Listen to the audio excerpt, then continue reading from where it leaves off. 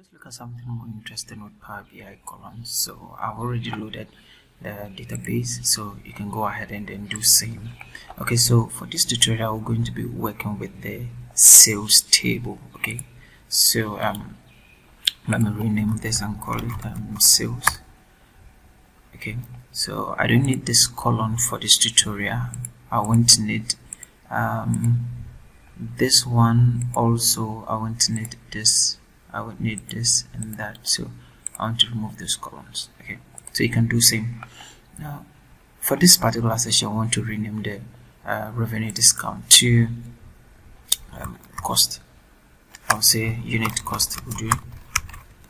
Alright, so let's go ahead and hit on add columns, and you can see something like column from examples and custom column. So for the first session we're going to be looking at how to use the custom columns.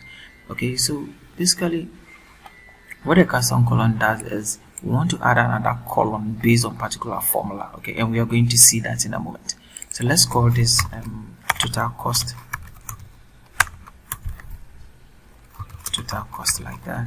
Okay, so what is going to be the formula for total cost? I think it's going to be units times the unit cost. Okay, and these columns here are what we have over here. So I'm going to tap on the units, then multiply the unit by the unit cost, and I hit OK, and that is supposed to give me this. So I multiply this by this through to the bottom. Okay, so that is how we can use the custom column. Let's look at something from the column from example.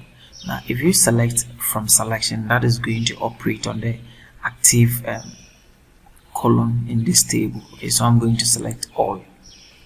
Alright, so when I select all, I'm going to provide an example over here for Power BI to based on it to give me some data, available data. Okay, so let's look at some cool stuff over here. I want to extract just the dates and then the units, just to say that on this particular date this is where the number of units sold. Okay, so let me call this description like that and provide an example for it, which is the date, like 2014.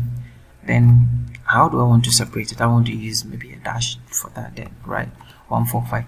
So you realize that this is coming from here and the 145 is coming from here. Okay, so we're asking Power BI to look at how I'm arranging this to provide similar data based on this data we have over here. Okay, and you can see that Power BI extracted everything for us.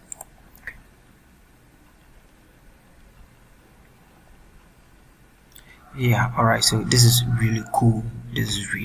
A plus for Power BI. Okay, now let's go ahead and then try another one. Say that I want to call this example 2. Example 2 like that, and say that on 2014 we sold 145 units like that.